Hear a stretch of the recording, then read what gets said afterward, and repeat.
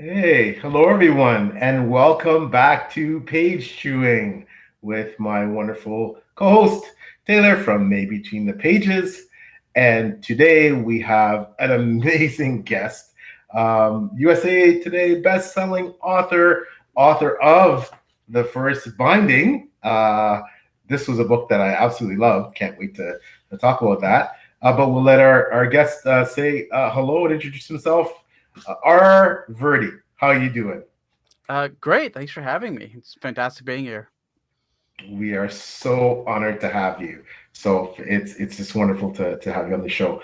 I'm just gonna quickly put up a couple comments. People who are in joining. Sarah Beth, good afternoon. Monsoony Tuscan Monsoon. Oh gosh, hope you're okay, Sarah Beth.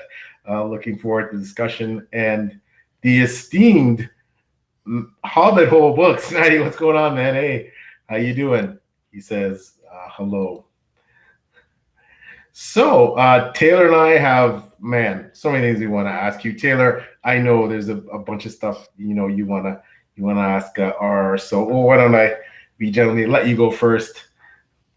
Sure. So there's so many topics that I think we can start with here. We are going to get to your actual writing craft and writing journey Mhm. eventually, but I would like to start on a little more of a selfish note, something that I think both of us are interested in, which is mythology. So Okay. I know for all of your series, including the first binding, which is the one that has really taken off with the second one coming out soon, or has already come out. My apologies for not Oh no knowing the no no! release It's date. I coming out should have soon. known Yeah, that. you're right. Coming out soon. That's what I thought. Okay, so The Doors of Midnight, right? Which we Mhm. will definitely talk about those specifically. But before that, you were also an urban fantasy author. You did some lit RPG. You've done a lot of different genres, but something that is a through line through all of your work and that you bring up whenever you're discussing it is mythology. Mhm. And it's something that I also adore. So I just kind of wanted to get your origin story first with that and what kind of gave you that deep seated love that made it exist in all of your creative works. Yeah. So, looking back as an adult, it's probably gonna be my parents as an early answer because growing up, I grew up in a South Asian household, and every culture has its big epics, and South Asia is really famous for two. Raman or Ramayana, as it would be said in the West, and then Mahabharat or Mahabharata, as people would say it in the West. And these are two epics that have been adapted many times in South Asia to like a TV radio drama or a TV play. You'd have like an entire like 5, 6 seasons going on, and I think there was like an 80s iteration that existed that was on VHS, and my parents would play that a lot in the living room, right? That was like their Game of Thrones, to put it into like more modern comparison. And I grew up with that, and it's retelling a lot of mythic epic stories. I guess that you would compare to what the scope of the Odyssey and the Iliad are for the West. It's on that level. And at the same time, this was the 90s, so mythology fantasy was starting to become a TV thing here. Like you had Hercules, the TV show, Legend of Xena, and then off of that, you had kids programming aimed at actually teaching mythology. So Aesop's Fables at the time received an animated version. And then there was like the 90s Wishbone cartoon, which was retelling myths, through the dog portraying a character. So I was like inundated from it on all sides, and it was the closest I got to fantasy, I guess, without having much, agency of my own, because you're a kid, right? You're going to watch whatever comes on and you find attractive to, and then whatever books you can get your hands on, but you don't have your own money or control. And through a lot of my early life, it was that. It was a lot of exposure through media to mythology, and I just didn't really make the connection. I was loving it. Like I did love it, but I didn't realize how much until I got older and got my own agency. Some elementary school to middle school was the big urban fantasy boom, which of course relied so heavily on mythology. So Dresden Files, Patricia Briggs' stuff was coming out, Faith Hunter, then later Kevin Hearn, and people were niching into different mythologies through their urban fantasy that I was reading. And then the Supernatural TV show came out during high school, which I got addicted to, and that was a Monster of the Week mythology story pretty much every week, in every episode, and it just kind of took me over. I guess my entire life's been that, and now as I got older, I've got the ability to be able to go pursue the myths I want my way and buy and study and consume on my own time. a lot of that rings true to me. Also, Wishbone Girly when I was young. So, so I definitely understand that. Yeah. One thing that I find so interesting about mythology is how universal it is in the sense of the truths that it tackles, or the things it tries to explain, no matter what the culture is, right? So, as someone who grew up in the States and has now lived in Japan for a period of time, it's interesting to see those thematic kind of crossovers, even though the storytelling is different, the structure might be different. Humans, we like to try to figure stuff out through stories. We just do. So a lot of it deals with the same unknown, you know? So I'm wondering if that's why I find it so intriguing, no matter where I go. But you talked about it as a basis for different storytelling. So in urban fantasy, a lot of it is based off of something, kids shows as well. But another thing that's unique about mythology is it's a living, breathing thing. It changes in the telling and who's telling it. And I know that that's something that we will get into, you play around with in your First Binding series. But I'm wondering if you have a certain way that you want to approach a myth when you want to use it in your stories, right? Because there's so many angles to come at it. There's so many different ways to interpret this kind of base knowledge that we have. So when you want to write a myth into it, this is kind of a specific writing question, I suppose, but do you approach it from different angles and say, oh, this is the angle I want to look at this from? You know, or do you kind of go from broad and then go narrow in your writing process, or like how do you decide how you're going to approach this kind of base material? That's a really good question. So I look at mythology the way I would also look at magic system, the way I was taught, which is at the end of the day, you're using it specifically as a tool, specifically to tell a certain kind of story. So the question I always lead with is like, what do I need out of this myth? So if it's for my urban fantasy, I actually start with the specific myth first. I already know what's cool and what I want to use if I'm following the monster of the week formula. And then it's how do I put my spin on it, which is something I always appreciated from the Supernatural series, where they would use myths you might be familiar with, but then how you kill the creature, or maybe a certain specificity about how it acts is a little bit different, but they either modernize it or they make it more adapted to the show they need to tell, which gives it a little bit more originality in the telling of the myth. And you're more writing the function of the story than to serve that myth's purpose, and then the myth sort of being retooled for its functionality in the story.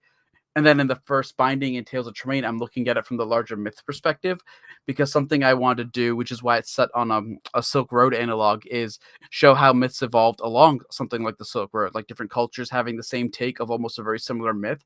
So I look at a lot of comparative myths. So one example from the First Binding is that there's a story of someone like in a virginal birth to a mother, and essentially a god archetype, and it's very familiar to many in the West as like, oh, that's like the Jesus story. What people don't know is there's actually a South Asian story as well of Surya, who's the sun god, who goes to a princess Kunti who wants a boon, and he gives her that boon, but it's in the form of a virginal birth. She gives birth to a character named Karan, and in this case, she's actually afraid of premarital birth, giving birth to him. So the societal shame factor comes in there, unfortunately, and she ends up sending the child in a basket down river. So for people familiar with that, that's Moses, right? You've got a prince set down, and this is a very old story. And I'm picking myths that I've noticed show up in theme, or maybe even more specific beats around multiple cultures, or even historical facts, like how there's a flood myth in a lot of different cultures. I'm writing an essay on this, but Tales of Lovers Lost. Everyone's really familiar with Orpheus and Eurydice. They're not aware that Japan has a version of that. The Egyptians have a version of that. There's a Norse version of that. There's two South Asian versions of that. One famous one is Savitri and Satvayan, which is the exact same thing of a lover going to the underworld to get her lover back.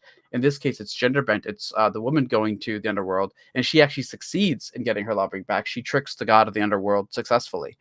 So with a story that's based more on me trying to show comparative myths and how they evolve, I'm actually choosing maybe more globally familiar myths, and not trying to make them as unique in terms of what's different, more trying to make it unique in terms of the First Binding. It applies to Ari's story and the nesting stories, how it needs to be entertaining and in enough key details that if I do something else later in the story, there might be another culture's myth that's also similar to that nesting story that resonates, which is mimicking what happens in our world with our similar myths.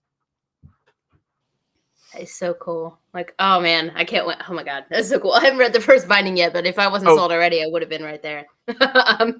Yeah, comparative myths are are one of my favorite parts about mythology in general. And you actually just sparked something when you were speaking there that I'd never put together before, which is that Japan has a Momotaro myth. I don't know if you've heard of Momotaro. It's a peach boy, and he goes down the river and pops out of a peach. And I never kind of connected that motif until you were just talking. I was like, oh my God.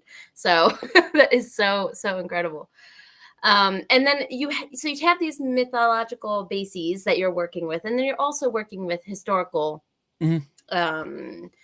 not necessarily parallels. I don't want to put that on your work, but historical references as well, such as the Silk Road and things like that. So making those things play together. Do you do a lot of historical research before writing? And if you do, what does that look like? What does that kind of process look like for you? So with the Grave Report, it was easier because it's a contemporary urban fantasy, so it's set today. So for some stuff, like setting a milieu, there's not that much work I need to do. I'm pretty familiar with New York, where it's set in. I've got a lot of family there. I've gone there frequently enough. So a lot of the research for that is specifically the mythology, self-contained, and how I want to apply it, and then more mystery novel reading for how mystery novel beats and detective stuff work. For the first binding in Tales of Tremaine, which is a complete secondary world inspired by a lot of Silk Road cultures, done up there was a ridiculous amount of specific Silk Road reading I did, like Peter Frankopan's Silk Roads, plural, A New History of the World, which goes over like just ages of the Silk Road's evolution from what was traded, cultural wars, religious issues that popped up over it, certain political pieces that were left behind of what certain countries' leaders or empires' leaders wanted to do to other countries, either for extortive purposes or furthering religious agenda or their own personal just gain or just protecting their autonomy. There was a lot of research, obviously, in tracking the evolution of myths and cultural changes. Because for South Asia, for example, there was a lot of the myths come from what's known as the Vedic period. Vedism is what's actually older than Hinduism, and then the Hindu epics and a lot of Hinduism came out of that.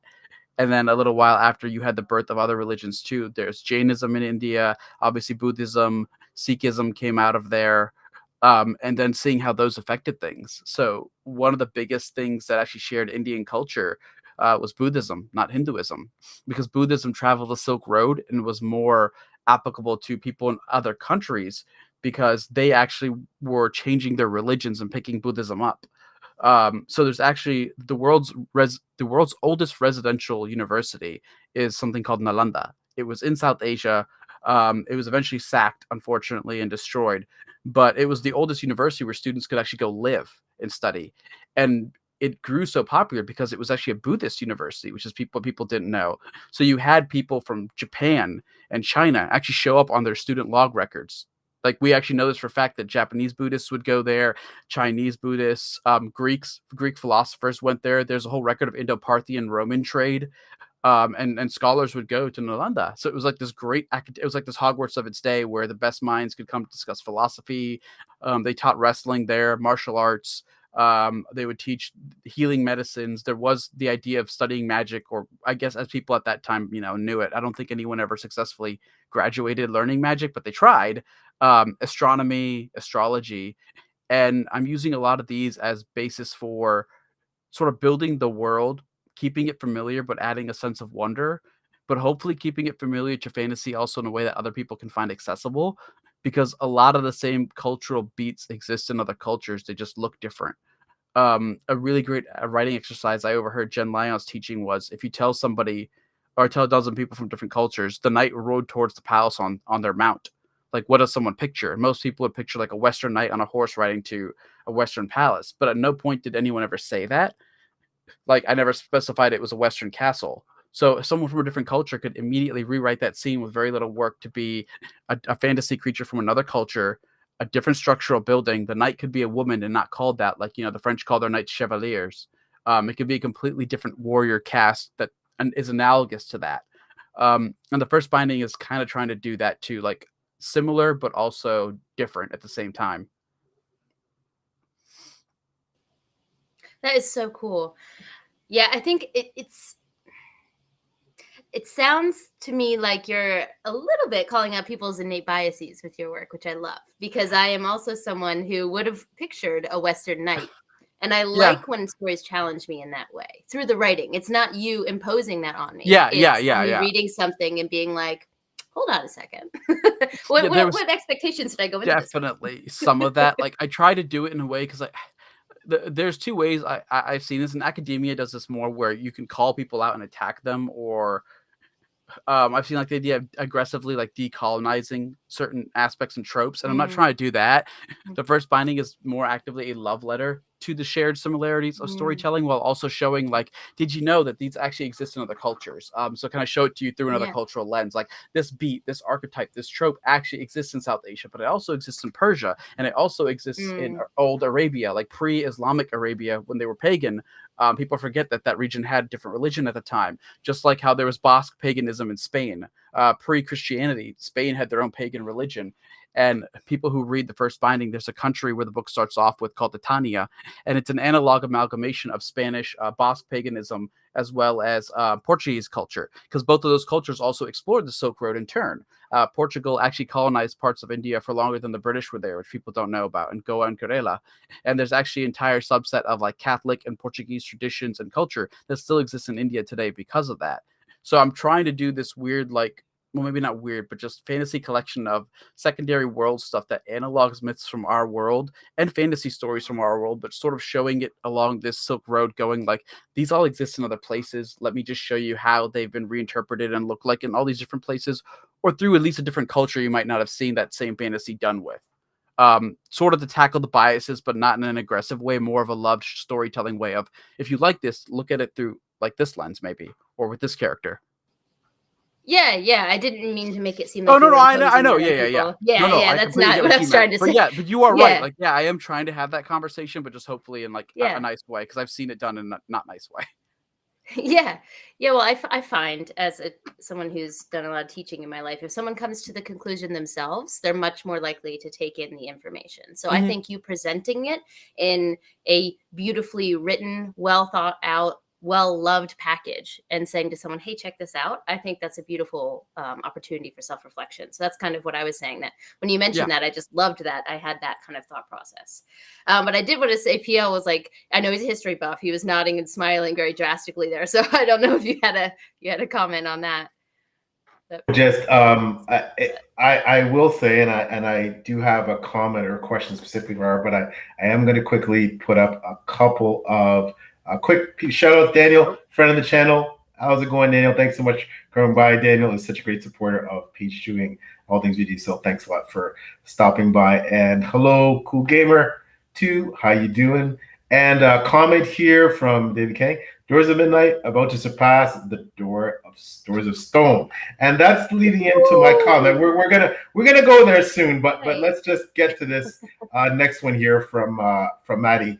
Says, loving the mythology discussion as a fellow mythology nerd. It's pretty late here, so I'm gonna hop out and enjoy the replay. Have fun. Thanks so much, Maddie, for joining us. So, I'm going to, and I don't think it's going to be too controversial. It's certainly not too much of a surprise. I can say that I absolutely love this book.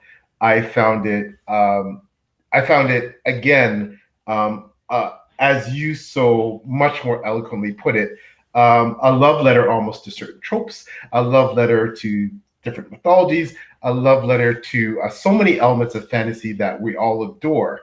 And I also found it to be, and we've had lots of discussion on this channel with various authors about the depth and if you can quantitate originality. To what degree something is original versus to what degree is everything based on or inspired by something that predates it. So I know for this book, and hey, I'll go on record in saying I'm a Name of the Wind fan. So Patrick Rothfuss's book was marvelous, but my hot take is that I did not find this in any way to be essentially, some kind of forgive me because I'm just saying by some of the reviews, some kind of pale copy imitation of the Wind. I found this very original. It was fabulous, and you could see the things you were paying homage to, quite candidly, things that were extremely, what I thought, original and unique. So my hot take is that this is definitely not simply an imitation of The Name of the Wind. What's your hot take, or how do you respond to people who, I've seen some of the reviews where, and especially for people who aren't familiar with a lot of the mythologies that you're basing your work on, and aren't aware that with the Name of the Wind, Patrick Rothfuss is taking from some of these tales that are outside certainly Western culture. What's your response to that about your work? I guess the response kind of is the book itself, because it wasn't his story specifically that like prompted that, but kind of like the idea we talked about. Like there is so much that I saw growing up that at the time I wasn't able to put together until I read more of Western fantasy and other mythology, of a tradition where a lot of it's built off of also tropes that exist in other cultures, but we never see those stories. So this was kind of the prompting of, can I do that? And if I do, I have to be really careful to make sure it's not relegated to too small of a place, which is what set me up with the challenge of why this, unfortunately, or maybe fortunately, has to be such a long series. Like, I don't cap out at book 3. This was told when I sold it to Tor. I told them that at its max, this has to be 10 to 12 books, because I have to functionally go across the my version of Silk Road, if I had to discuss all these beats across what you would consider to be only Western fantasy. Like, we know they're not, but we've never gotten to see all the other fantasies. So I have to have Ari, in some effect, as a storyteller, go through these different adventures over time, analoging these myths and almost beats that pervasively show up in Western fiction, that we have now internalized as almost just like, these are the structures. The way the 3-act, the 5-act, 7-act structure, and then of course the hero's journey, or anyone new to writing now might be getting more familiar with Save the Cat. These are all reductions and codifications of older, larger epics. That's essentially how most storytelling started out. Someone was taking beats from epics, reducing or retelling them. Going back to the same mythology examples I gave you, of how we have like so many different versions of Lovers Lost. The dragon slaying myth is the exact same way, and there's a nod structurally to that in this book too, without spoilers. But Ari has to deal with something very ancient dragon-like, or more serpent-like, and that comes from the original myths of how we used to have storm gods battling serpents. So two of the most famous comparable ones, and there are more, are Thor versus Jormungandr, where Thor, the god of storms and lightning, fights a giant aquatic serpent, Jormungandr, and then Indra in the South Asian epic actually kills Vitra, who is an asura that can shapeshift into a 3-headed dragon that takes all the world's water hostage. And Indra is also a storm god, a sky father, and they both slay these dragons with their lightning weapons. Both of them having, essentially, in Thor's case, he has the hammer. Indra has what's known as Vajra, which is called a proto club or a proto hammer. He also has a magic hammer imbued with the powers of lightning. And then you get to Perrin, who by name is obviously in the Wheel of Time, and he was inspired by Perun, who's a Slavic storm deity who also kills a dragon. There's a Lithuanian dragon named Velas, and the point I'm getting to is most cultures have Sky Father with lightning kills giant snake. And over time, we see these beats evolve from, in the Greek, Zeus kills Tython, the 100-headed dragon titan. Then his son, Apollo, kills Python, another serpent deity. And then Hercules kills the Hydra, which is another serpentine motif thing. And you go from god to demigod, and eventually human doing it. Because we get to the point where you have St. George versus a dragon, human knights killing dragons. So many fantasy stories have become evolutions of a certain myth, or fairy tale, or even song, and just stretched out and then put along certain beats and tropes to achieve some sort of emotional catharsis. And then once it's done enough, it becomes a formula that people go back into, and they replace certain things, but it's the same story archetypally. And it's just how aware you are of that structure or not, where you can see that. Like, I know this is the common one. James Cameron's Avatar is Pocahontas or Fern Gully. Like, it is and it isn't, but the archetypal beats actually aren't even unique to Disney's Pocahontas. It's just that's the story most people want to analog. But I mean, there are other stories around the world, just not obviously using a real figure like Pocahontas, that follow that of foreign power comes in. You have a noble storyline. So in this case, it's a princess or a prince from one culture, and then a romance from an external culture that might be coming in. Like that's common enough. It's not super common, but like that's a motif that exists. And the first binding is kind of me doing that with just a lot of Western storytelling. People might know, if you're Wheel of Time fans, a lot of South Asian stuff went into the Wheel of Time. There are character names, inspirations, the idea of reincarnation. The Wheel of Time, the entire concept is South Asian. It's called Kalchakra, which literally translates to that. And it's the idea of the cyclic universe. The wheel comes and it doesn't come, the age of time constantly going forward, death of the universe, rebirth, and then even God characters are reborn through what are known as Avtar or avatars. So Avatar, the Last Airbender, that concept too is South Asian. An avatar is essentially a supernatural being or god or celestial character that can reincarnate. So new body, new life and everything, but it's still sort of them in spirit or essence or potential. And the first binding is kind of tackling that. Wow, it's phenomenal. Sorry, Taylor, I know you wanted to. Oh, sorry. Yeah, I kind of No, not at all. No, we are here to listen to you. I'm eating this up. Nom. But I do want to kind of go off of that, which is my train of thought just left my brain. Hold on. I had a connection. Oh no, I had a connection. And then I interrupted my own train of thought. It happens. Right. Okay. So you're talking about how basically your subjective view of the world can influence the way that you experience the stories. Maybe what you experienced first. Like, so what you experienced first would be what you assume someone is basing things off of, right? So depending on what myths you grew up with, what childhood, if you grew up with Pocahontas, then if you see something that resembles that in your brain, they're copying. That's your first default. Right? So, yes. So I think it's a very subjective thing as to what people would compare things to. But that kind of leads me to one of my big questions for you, which is in your writing, you play a lot with narrative and unreliable narrators specifically. Mm-hmm. So one of the main things in the first binding is I know that it's your main character is telling his story. So we have to take his word for it, right? Yes, so the story within a story, right? And there's a lot of different aspects we could talk about here. But first, I just kind of want to go broad and say, why did you decide to take the unreliable narrative perspective to tell this story? So a few things. One would be there's an author named Gene Wolfe who wrote something called Books of the New Sun. And he's one of the earliest ones. He's often been regarded like as the author's author, where he never got pop culturally famous, right? He's not read by a lot of readers, reviewers, bookstagrammers. He's kind of very niche because he was very difficult for a lot of people to approach because he doesn't explain anything. But he told essentially a character, much like what I'm doing and what Rothfuss has done, and the whole unreliable narrator telling his story. Although his doesn't have the past present, it's a single narrative being told in the present day of the past by the character Severian.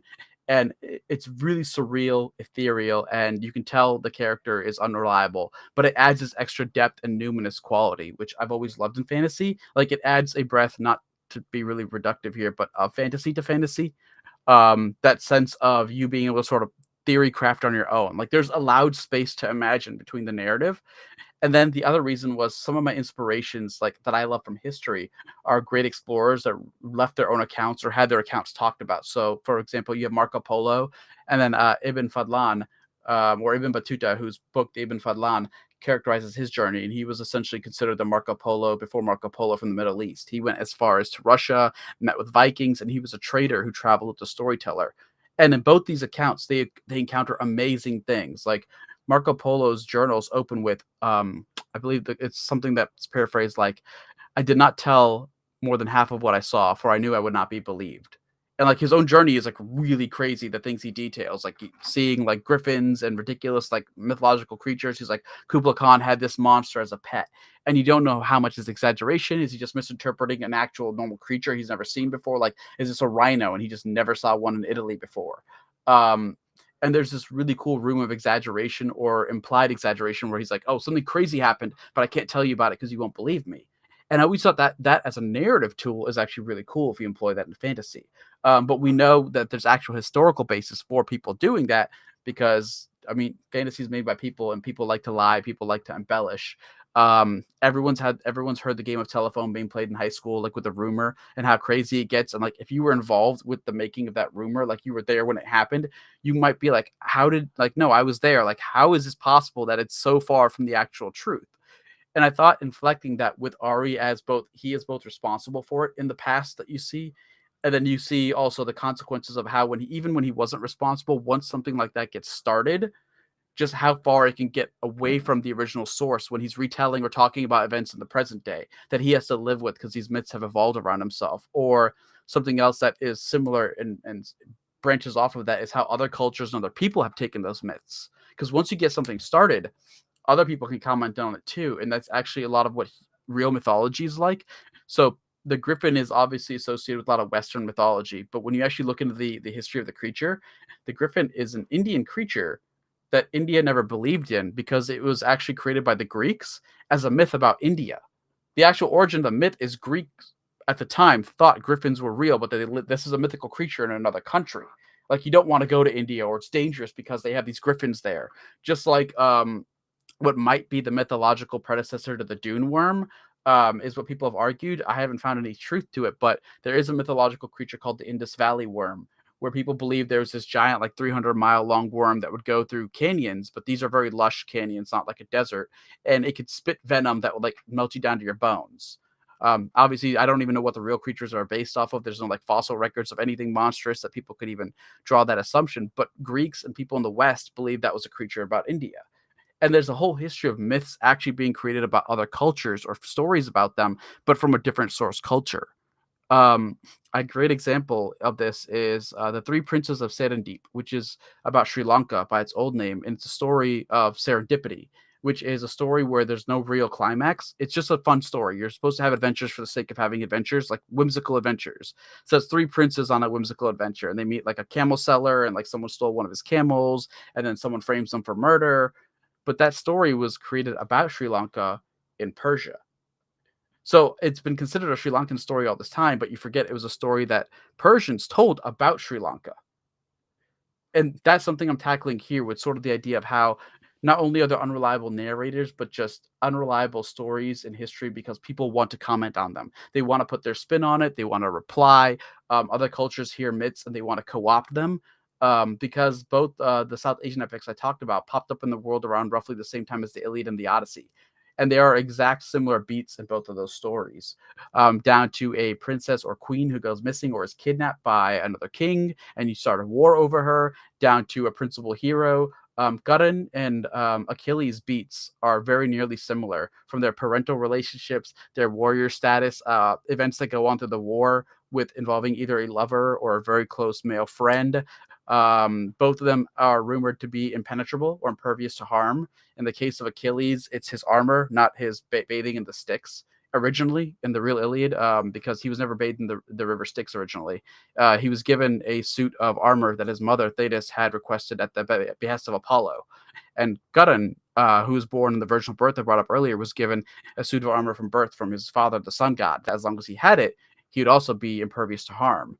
In the case of Achilles in the original, he loses his armor or he's shot between it through lengthways through his torso under his armpits, so his armor didn't cover. And Gudrun loses his armor. He gives it away. So he's vulnerable and he gets shot to the back. And that's actually another repeated beat throughout history is the infallible hero who's like impervious, but for one weakness, they either lose it. So in the German epic, there's Siegfried or Sigurd the Dragon Slayer. He kills a dragon, Fafnir, bathes in its blood. But while he's doing that, there's a linden or a lime tree leaf that sticks to the small of his back. So the dragon blood doesn't get there. He's not impervious there. Later, he's betrayed. Someone asks his wife to find out his weakness, and she doesn't really know like why they're asking this, and she kind of lets it slip, not realizing that she's putting him in harm. And they end up stabbing him in the back. They spear him through his weakness, and that's a beat that repeatedly repeats throughout history. Is usually there's some great warrior who's immortal, but for one thing, or impervious for one thing. And showing up in modern mythology, I mean, that's Superman, right? He's impervious to everything but for kryptonite. That's an archetypal beat that we've kept, and I just like that all this comes back to storytelling, though. In each one of those, someone has to find out that hero's weakness, and there's a story about that weakness, right? In some cases, like it comes out like what are they weak against? How? That in itself is a story, and it just felt like if I'm going to do this, the unreliable narrator not only is a great trope, but it allows me to have evolving stories as an aspect of the story itself, which I need. There's a justification in the text for having nesting stories that conflict each other. There's justification for me having the past narrative so Ari can counter some of the things that have spun out of control. That way, nothing's superfluous. They have to be there. And when the reader reads it, they understand, like, okay, this isn't just fluff. This actually comes back now. So they don't feel like it's a wasted investment from the craft side. Wow. Yeah. It just, yeah. So, sorry, Taylor, Go go ahead, ahead. Bill. Go ahead. No, No, no. no, I was just saying, just absolutely incredible. Listening to, and specifically about the unreliable narrator, which I want to get into later. But I just will quickly put up a comment from Daniel. You have to check out NFN Kalen series of Kalki paintings if you aren't familiar, which I know that is. Yeah, yeah. And that actually gets back into some of the reincarnation and avatar stuff I was talking about, because Kalki, kind of, you could argue, is sort of like the returning of Christ, but in South Asian epics, because Kalki is an avatar of Vishnu, who is the preserver god. And there's a story of how Kalki is supposed to come back at the end of, if you want to use the Wheel of Time thing, this circle of the Wheel of Time, which is the Kali Yuga, and sort of help usher in the next age, which is supposed to be better. And he comes in riding like a white horse, if I believe, like with flaming eyes, which I also believe, I don't remember which character in the Bible is supposed to have that, but there's an analog to that as well, where there's someone comes back on a white horse with blazing eyes. I think that's. I think that's. I think that is part of. I can't remember if the Horsemen of the Apocalypse, if one of the horsemen have blazing eyes during Revelations. I can't remember offhand. You might be right. Yeah, I think I'll have to look. I'll have to look yeah. that up now. So, but quickly, yeah. And Jim, thanks. John Kingdom rocks. Let's go. Thank you very much, Jim, for that. let me let Taylor go, because I want to dive back into that area and the unreliable narrator. But Taylor, please go ahead. Well, it was basically just a comment on what you said, which is, I think we've all had that telephone experience in our personal lives. Like when I tell you, my husband and I, before we were even, we were engaged, and I told my parents this. And then somehow I heard from my neighbor, apparently I'm married. Like I heard, it's like, did you know you're married? And I'm like, no, because I'm not. Not yet. Yeah. It's like, how'd you get to that point? How did this? Yeah. So it was an international game of telephone. So I just want to say that I love that you have that as an element. You're playing with that in your story, because it's so relatable. We've all had that moment where you're like, whoa, hold up. Let's back up. How did we get here? And I feel like a lot of people who might be the center of a myth kind of don't have the power to say, whoa, back up. It's past them now, Yeah. And there was another novella that I read recently. I don't know if you've read any of Nevo's works, but she has these like short little novellas where she kind of has a theme that she plays with and then works within that theme. But we have a traveling monk who is the kind of the through line between all of these novellas. And this monk's job is to collect stories. They're a traveling monk that collects stories. I mean, what a dream job, right? Sign me up, right? But there was one that did play with the same kind of idea. The third one, Into the Riverlands, I just recently read, that you're there with the people who create the myth. Like you're there when the myth is created.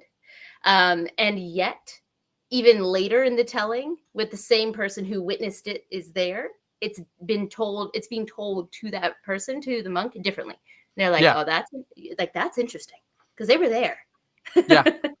So that's just such I just wanted to, it was more of a comment than a question, that I think that's such an interesting thing that you're playing with. I love that. It's the most natural thing, though. Like people want to feel like they're part of stories. Like you probably heard it, if someone's telling a cool story and someone else was there, but they weren't like part of the story. Like if something happened like at a concert or something, let's say like a very famous show, like or Woodstock, and someone else happened to be there, but they weren't part of the event, they might comment in though that they were still there. Right. And it could just be just that one innocuous, oh, I was there at Woodstock at that time, but they weren't part of the event that was happening per se, like whatever that, maybe there was an altercation or whatever that specific story was. They might have just been there to witness it, but they weren't involved in the actual happening.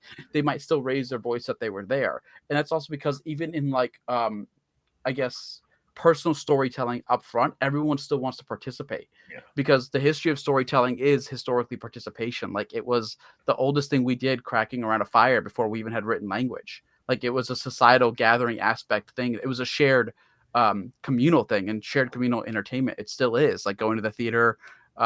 People still go to slam poetry or just poetry performances. I mean, concerts, like social gatherings with any kind of entertainment is just ingrained in us socially, but everyone wants to somehow be participating in that, down to like a rock show, getting your lighters out for everything. If you can involve the audience, that's huge. And I kind of wanted that with my story, because in book 2 this happens too, where, not spoilers because I think the first chapter has been shared now, but there's a scene where Ari's orating and he's talking, and he involves these 3 other people who are around him sort of in the collaboration. Like, he leads them and sets them up for them telling stories about himself, because they don't know it's him. So he's like, well, what rumors have you heard? And he gets them involved in the collaborative storytelling process. And it also lets him, in this case here, how far have my legends gotten twisted? What have people heard? And it becomes this back and forth game. And then you, the audience, gets to hear through his inner narration of like hinting at maybe that is incorrect or that's overblown, but it's just taking this idea and trying to push it to the nth degree. Wow, it's just incredible when I think about that. But also too, are in this book, Ari's not just a passive victim and someone who it doesn't benefit from these embellishments and these legends of him being blown out of proportion. And and of course there is a degree of veracity, degree of truth to a lot of things that happen, but at the same time he uses that to his advantage to advance his own agenda, to protect himself potentially from harm, to make himself appear to be, someone who is dangerous, to basically to keep his enemies at bay, also to advantage when as he's become this famous storyteller, and the legends built upon the legends, to enhance his own fame, to allow him access to certain places. And so he, Ari isn't just someone, like, in a lot of ways he capitalizes on the fact that there are all these stories about him. Many of them are erroneous. However, it's all to his advantage. It all just increases his stature, his legend. But then at the same time, when he's vulnerable, and to specifically to one character with whom he wants to be vulnerable, and who he wants to express, hey, this is the actual truth, and this character is invested in finding out exactly what is the truth versus what isn't.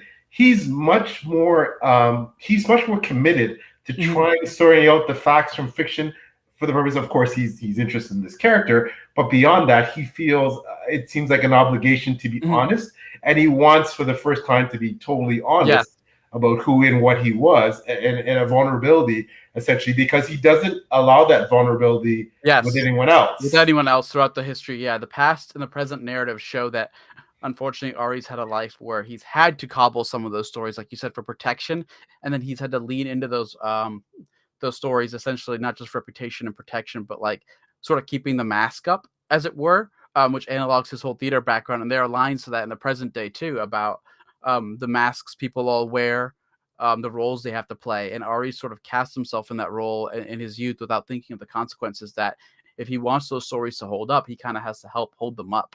And that means sort of playing into that, unfortunately, at the cost of the truth, which is counterbalanced throughout the books, because there's a commentary with Ari sometimes and other characters talking about how all stories have secrets within them. You got to be really careful sussing the truth from the lies. And then Ari specifically is also looking for a specific story, which another character even talks to him about too, cutting through the heart of what I'm also trying to do. He comments that he's heard so many different epics and stories around the world that all seem like they're similar, or that they all come from the same root. Then Ari and this character have a discussion before the final plot twist in the book happens. And that's something I've been pretty obvious about trying to put throughout the narrative, past and present, that's a truth that Ari has learned by consequence, and also by, I suppose, intentional lack in his life, because his life in the past story is very much survival mode. He doesn't get the time to reflect on everything. So by telling the story to the audience for the entertainment's sake, but then within the story's sake, the reasoning being telling it to this person he wants to be vulnerable with, he gets to kind of reflect for the first time really on the history of his story now that he's laying it bare.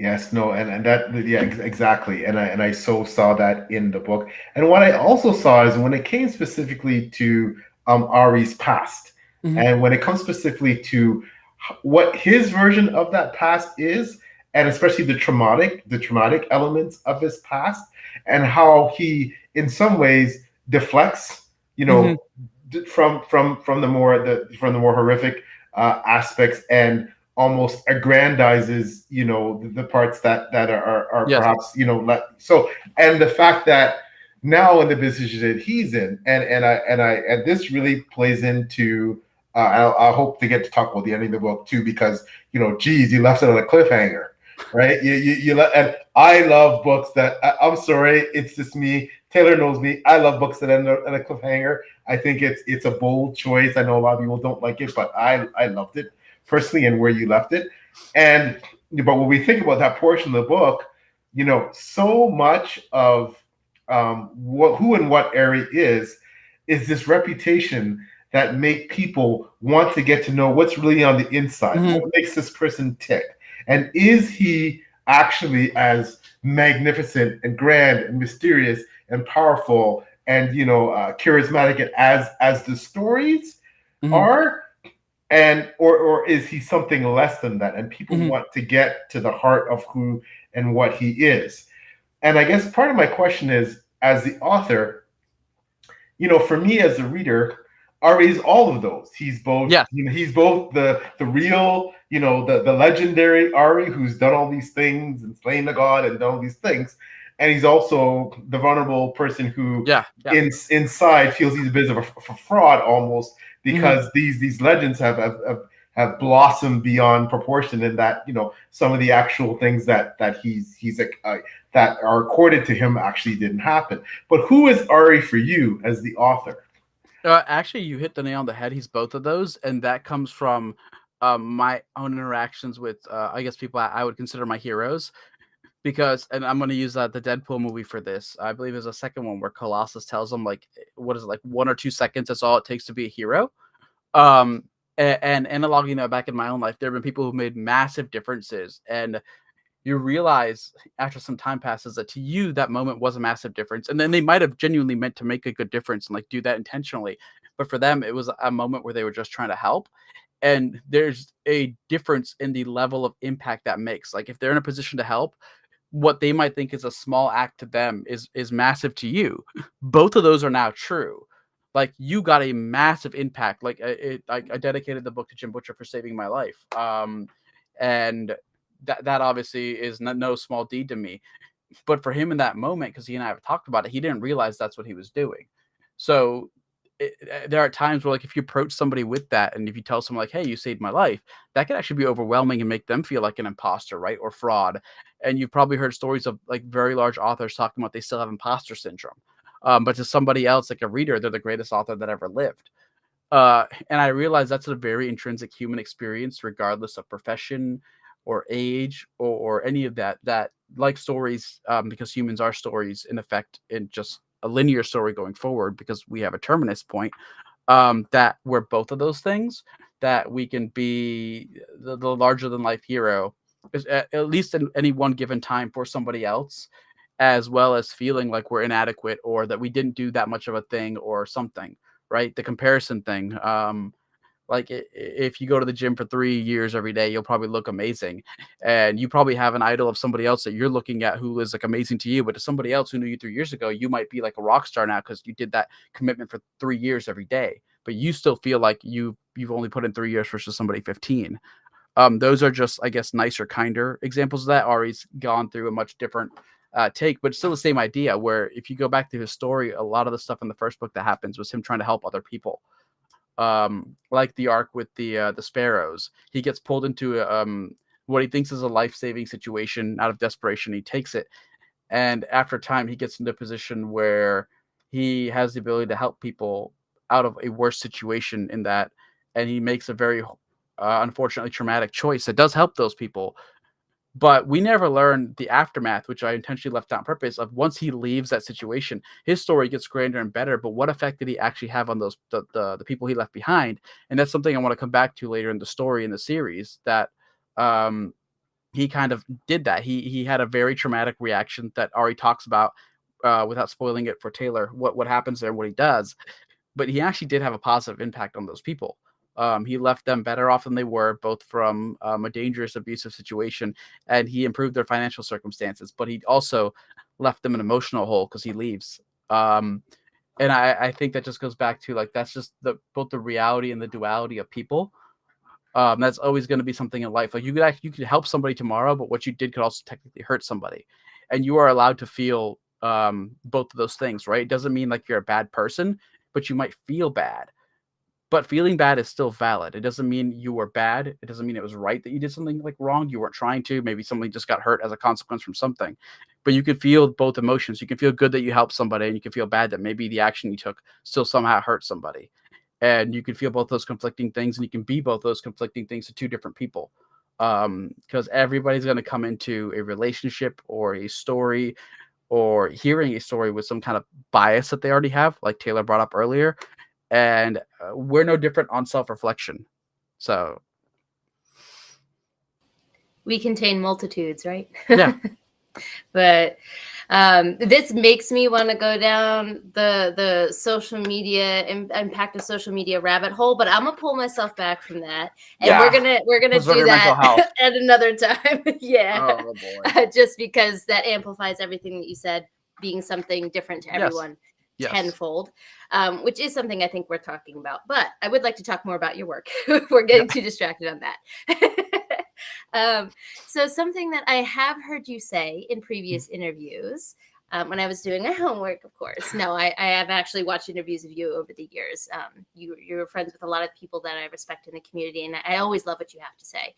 But something that I've heard you say more than once is that the magic system in your book, you wanted to imbue it with a sense of wonder. Yes. And I just wanted you to expand, or give you a chance to expand a little bit on that, what you mean by that, and what wonder kind of looks like in your writing process or in your world. Sure. So I first got introduced to the term by a professor in a history of science fiction literature class. So it wasn't creative writing. It was about the evolution of sci-fi specifically. And originally sci-fi hinged on this term of sense of wonder, which became truncated down to sensa wunda, like one word, SENSUWNDA, and how a lot of the early sci-fi writers were trying to tackle wondrous themes or ideas, either a vision of the future or evolution of technology, first contact, human consciousness and robots. And they were chasing that, the idea of wonder, but they were trying to rationalize it through the lens of technology, right? So it's why a lot of these early stories were both hard sci-fi, or the attempts at it. They were written by engineers and stuff, but trying to take a numinous or wondrous concept for a view of humanity and trying to rationalize it or encapsulate it through the lens of their fiction. And when I heard that, it made a lot of sense to how you would have hard sci-fi tackling alien contact, and a lot of the early stories, like what they were trying to go with their sense of wonder was, how do I make a cool underground nomadic steampunk tube city? But they were genuinely trying to make this work. Like they believed like this could be the future, and that was a sense of wonder they were chasing. When I tried to apply the term to someone who grew up like me, where I had a lot of 90s and earlier fantasy that was very numinous to the theory, where the magic systems weren't explained, and then the history of mythology being like that, right? Or if you use a modern visual example, like a Studio A24 movie, they don't hold your hand. Their version of the Green Knight by King Arthur was very close to the way old myths were, where they left a lot open to interpretation, very numinous. The sense of wonder being like one moment you're walking over a hill and you just see like an entire interaction of giants, and it's not explained for you, and you're supposed to either revel in that or accept that as part of the wondrous part of the story, or it'll throw you out. And then in the mid 2000s, a lot of our generation got inundated with the hard magic, and I saw so much of it of late that as now I'm reading, it weirdly doesn't feel like magic to me anymore. And that's not a critique. It doesn't actually take anything out of the story for me, actually. It doesn't. I just think of it now internally weird as like a science system. Like if you understand like how a laser pistol would work and you explain the math, I'm like, okay, cool. I understand how this works now. It's just like a laser pistol to me. And I feel whenever in those stories I come across it, I know the magic system is going to be important to how they resolve the climax, because they've made such a big point to explain how it works. Its workings are usually tied into the resolution of a story now, because otherwise, what's the point? So when I wanted to tackle mine, I wanted it to be where magic in the Tales of Tremaine is really rare. It's talked about, you can study it, but the moments it actually happens for Ari are extremely far and few between. So when they happen, I want even the moments of magic to feel magical. I want it to be rare. I want it to be earned. And then in the structuring of the system, the bindings are laid out sort of roughly in what they can do, but you never presented them. You're supposed to work out what they let you do. But there is rudimentary examples like Ari meets teachers, and some people who sort of hint along the way, like these two combined let you move something from this point to this point, or these two infect your will from in here to a bubble around yourself, like as within, so without. But then the ability to do so, once you know the rules, is dependent on your ability to believe you can. So it rests on something numinous like faith. And faith is tenuous. It can be broken. It can be cultivated. You can get it in a moment. And faith changes who you are. So I figured if I have rules, but I set them in something that's a numinous like belief, then it sort of becomes like hard magic meets soft, and it's somewhere in the middle, because these things can only do X, Y, and Z, but the scale and scope of what you can apply them to changes with your belief of what you believe you can do. But that's really hard. Like if I tell someone, if you believe hard enough, you can make that feather levitate, they might be able to work towards that. That's not a crazy belief. But if I tell them, if you jump off that building and you believe hard enough, you'll levitate, how many students would try that, right? How many would even like be able to work up the belief? They're like, no, I'm pretty sure I'm going to pancake. And I kept my magic system rooted in something like that. So you have to build up the necessary faith. And then if Ari lives a life equivalent to that, as great and grand as the potential of that, can he nurture that faith or find it in moments of desperation and fear, which then allows me to sort of set up scenes that have an emotional resonance and catharsis that fits with the scope of my magic system. So when he does the whole use the force moment, it fits that moment perfectly, and it has this emotional draw along with the use of the magic that I feel offers a better like resonance and connection to that moment. It just feels wondrous. Like it's been earned, it's been set up. You know the magic can technically do this, but can the character? And then you save it for the right moment, and it's that giant cathartic like firework moment. And to me, on the emotional level, that feels very sense of wonder, wondrous. I guess the force is the best example. Yeah. Well, that's why I wanted to ask you about what that looked like for you, because for me, when I think of wonder, I read adult and I read middle grade. I don't read YA so much, but middle grade, one of the things that I really enjoy there is you see those giants and it's never explained. It's just it just gives you that feeling. So I just kind of wanted to know when you say that, what you were dealing with. That makes complete sense what you're talking about. So couching something more analytical in like putting that inside the pocket of emotion and belief. That. I feel like that really gives you a lot. Wonder is an emotion. There. And if you remove wonder from something, then to me, you just have the literal, which is like, I guess, where you get to the hard and soft magic in the first place. Like it's still hard magic's cool, but nothing sticks in my mind more than Gandalf standing off the Balrog. Like that was just cool. It wasn't explained. I still don't know how powerful Gandalf is, and I've read the Silmarillion. I know the hierarchy of where he actually falls. I technically know how powerful he is, but the limits of what he's allowed to do and everything, and none of that matters because it was just cool. It's stuck in my mind forever. Just him, the little bubble, just fending off the Balrog. I'm like, okay, yeah, and that was a lasting scene that will last in cinema forever. Exactly. And also for me, that's always been why I think I crave soft matches, because specifically for me, the sense of wonder is you don't know how powerful Gandalf really is, what his capabilities are, even though you know where he falls in the pantheon of beings and how close he is to the Maya, like you still are like, wow, that was amazing. Right. Yeah. So, and you don't know if he could do it again, if he could repeat it. Did he use the extent of all of his powers on that one shot? When he was reincarnated, essentially, was that him? Was he brought back, as he said? Did he bring himself back, or did someone else? I love the ambiguity, right? And for me, that makes a lot of that's the wonder. Game of Thrones hinges on a lot of sense of wonder. Everyone talked about the plot twists and betrayals, but one of the most cinematic moments that rocked fans who were unaware of the series prior, they had under the books, was the ending of season 1, not with Ned's death, but the reveal of Dany after she burned with her dragons. One scene, they're not there. The entire show is now irrevocably different. Magic has come back to the world of Westeros. That is what that scene literally denoted. Like, she comes out unburned, and she's got 3 baby dragons, and everybody in her Khalasar is just shocked. Like, magic is returned to Westeros now, and from that point, we get to see the Red Woman's intervention birthing the evil demon baby, murder shadow things that, again, are very rarely little explained. But as the show goes on, more and more the lens of the sense of wonder gets revealed. We start seeing the faceless men. We start seeing the warlocks. In the books, it gets crazier because one of the Greyjoys is supposed to have like a dragon horn. Binding. And he has doesn't he have like a magma fist or something? He has like a lava fist. It gets way more magical in the books, but that's what Sense of Wonder does. Like if you save it for the right, and then everything's not too wondrous up front, at least for me. the moments those come in, those are really like steal your breath moments of like, I thought I was reading like a really low fantasy, but there was that touch of promise. Pokemon does this the very first episode with Ash. Like, it normalized Pokemon, but then he has that moment at the ending where he's seeing essentially a Pokemon god fly over, and it's just a flyby, and that's it. And that stayed throughout the entire show. Fans speculated over it, like who that was. Came out years later in another Pokemon game, and then within the context of the show, they kept referring to that moment too as a very magical moment.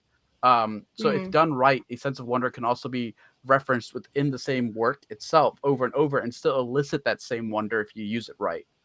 No, absolutely. Yeah, that actually is another like self-reflective moment, because when you get older, you stop allowing yourself to feel wonder. I feel like in a lot of cases, like when you bring up the things in Game of Thrones, I'll just mention that because this was such a cultural zeitgeist that people who don't usually read fantasy were engaging with it. And the amount of people that I would talk to who are like, but what does a White Walker really mean? I'm like, does it have to mean something? Yeah, does it? Like maybe it doesn't have a metaphor, you know? So I think that it's important, especially for people who are in the world of fantasy like we are, to leave space, to leave a space for just that feeling that we all want to kind of go back to. Japanese culture is really big on that with some of their video games, and obviously Studio Ghibli. That's like a huge thing within their thematic stuff. If you go back and read interviews and either creation guides to how like the Legend of Zelda came about being, and Studio Ghibli, they use the same narrative structure, Kinsho Deketsu, but also the idea of that is to allow space for wonder to be in there. The third act of that is usually what they call like the twist, where something what seems unrelated to the rest of the story happens. Like another character is introduced on the side quest doing something else, and then the wrap up is how does that third act tie back into the fourth to create a whole story. But that idea also rests on the idea of sense of wonder. Something can just be happening that's wondrous and cool or intriguing for the sake of that somewhere else, and then you as the narrator or storyteller have to find the reason to incorporate it back and make it special, or find a way to make it special just on its own existence, whether it stands alone and doesn't come back to serve the story in another way. Yeah, no, you're absolutely right. That's incredible. I just want to put up a couple quick comments. We just have Okie Dude. Hey, Britton, thanks for coming by. We'll do another booktuber. Check out his channel. Thanks for coming by. And we have the wonderful JCM Byrne, who also does the books and stuff and is a fabulous author. JCM, how are you doing? Thanks for joining us. And another author and booktuber, the awesome John A. Douglas, says he's a bit late, but here to show some love. Thanks so much. And he what's up early. I showed up just in time for the Pokemon talk, and he also notes others. What are Yorks a metaphor for? Me, orcs are cool. No. Oh, someone plays Warhammer because he's a WOG. Yeah, he's a Warhammer guy. So, and you know what you said regarding magic, and specifically when I think about the first binding, the cost of magic, and tied into the character. In the first binding, magic, wielding magic, binding can have some horrible consequences for the wielder. Yes. But on top of that, and Ari has different reasons, and you talked a bit about what happened with the sparrows, and Ari very much for me. One of the things I was very poignant for me, was that he's definitely a loner. He's definitely a loner, and he's put up a lot of walls. Yes. And when he without too much spoilers, when he gets to a certain degree trained formally now in magic, and he sees what it has cost his teachers and other students who have wielded this and who have mastered to a certain degree certain elements of binding. And as he goes through life with all these on top of the magic, and he sees the cost, he sees how horrific it can be, the personal cost, the cost of others, and also with some of the traumatic experiences, the losses Ari tends to, perhaps to protect others, perhaps also to protect himself. He seems to isolate himself from others, essentially, and become this lone, this lone entity that doesn't let people in easily, and also, potentially evades the closeness and with other people because of the things that he's experienced. So I guess for me, asking you as the author, Ari's someone who, it seems he's going to have a long road to become happy. because Yeah. specifically because of all this. Is that something that you've purposefully written into the work? Is that a byproduct more of simply his life? Is he someone Oh that you no, know? he was engineered to be unhappy from the beginning, right? Like if we're gonna go back to epics and stuff, like it's a Greek tragedy, in many regards, and it is like a lot of the old epics, not just Greek, but a lot of the epic poems. It usually is some fault of the heroes to a degree as well, right? Some level of hubris, trying to do the right thing for all the right reasons, and it still goes wrong, but not thinking that maybe sometimes no one has to do the right thing. Sometimes the best thing is not to act at all, which characteristically, when you look at young Ari, he's really good at acting. He's not really good at thinking before. In fact, that's pointed out. Like, you're not wise, you're clever. Like, a wise person probably wouldn't get in trouble in the first place. You're really good at getting out of trouble. They're not the same thing.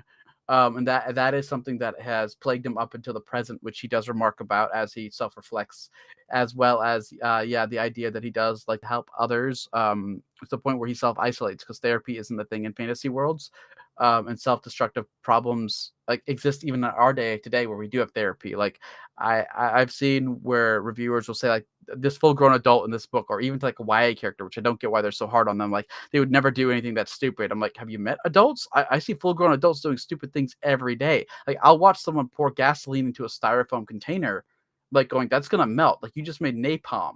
And they've done it. Full full-grown adults last year during 4th of July were pouring it into like a styrofoam cooler. And I'm like, and then they had napalm all over the floor. They just thankfully didn't go up. They were like 28-year-olds. I'm like, people do stupid things every day. Most people do many stupid things every day. They just don't get consequences for them. But that's completely normal. And I wanted Ari to have that fallibility, both for simple stupid mistakes and then honestly human ones, where he might not think. He thinks, I'm just going to help somebody, and doesn't realize the consequences that might come later. Like what happens with the sparrows, where he does help them and it comes at a personal consequence where he has to leave them now. He did make them better off, but that very decision made him into an isolated person where he has to go start a new life somewhere else, where he does. And then his survival patterns from being in trauma and survival mode for the years isolates him at school, because he starts getting into trouble and started becoming like a not popular kid, more infamous than famous. It's easier and better to avoid Ari than to befriend him. And that's also kind of a protective thing, which he gets into too. Like, okay, I guess it's better if people are afraid of me, at least that way they won't hurt me. Mm-mm. Yeah, and that's definitely something I saw in the work, and also specifically for me. And there's a few examples of this specifically with the sparrows, and also when he's at the school, and including when he deals with the god. I find that Ari avoids leadership specifically. He'd rather go solo and not lead, especially responsible for people Yeah. dying Yeah. under his watch, under his leadership. He'd rather tackle a problem, a dangerous alone, than lead people who same perhaps common goal, than lead people to tackle it collectively.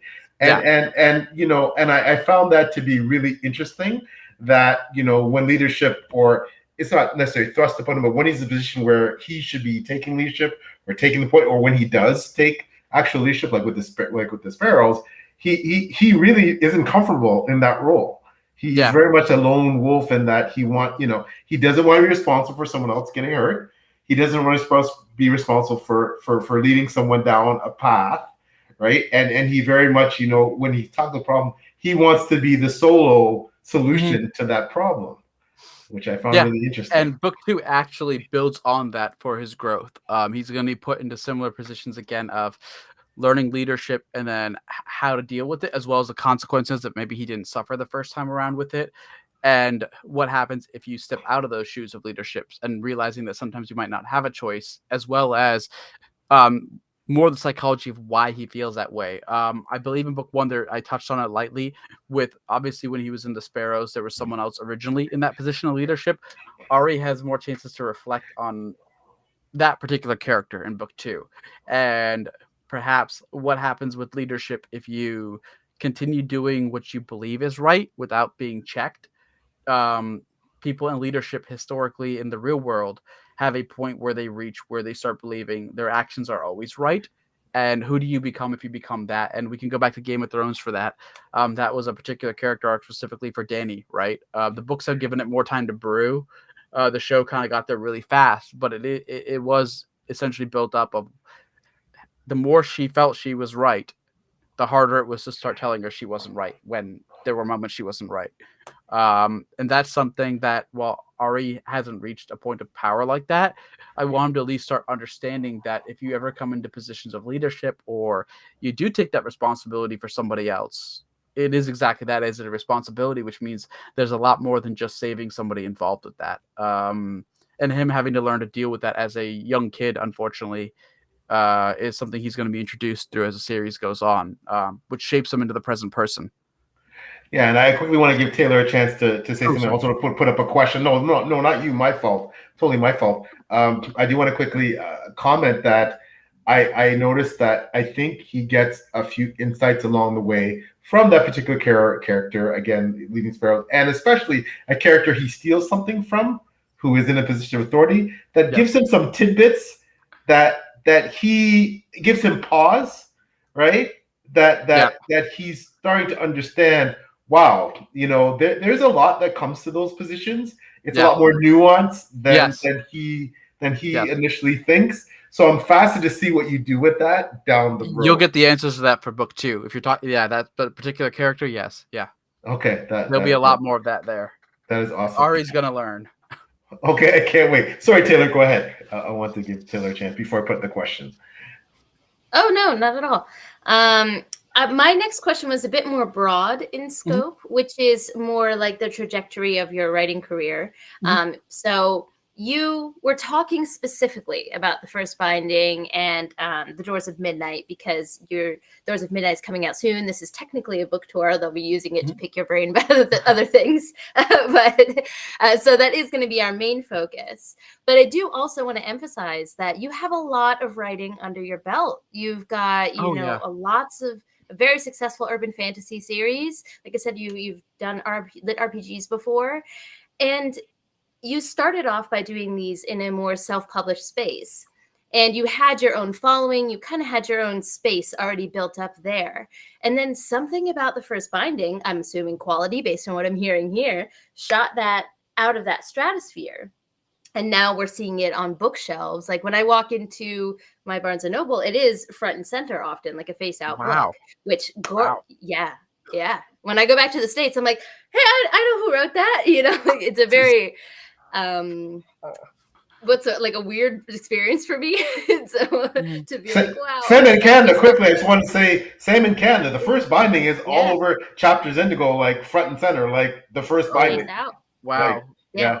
I'll take a picture next time I'm back. I don't get out enough. I only go out for conventions, so I'll think, wow. Yeah, next time I'm back in the States, I'll definitely take a picture to send it to you. So it's, while both of these realms have merit to them, and some people are comfortable in one rather than the other, you have been in both, and the trajectory was quite quick, if I'm correct.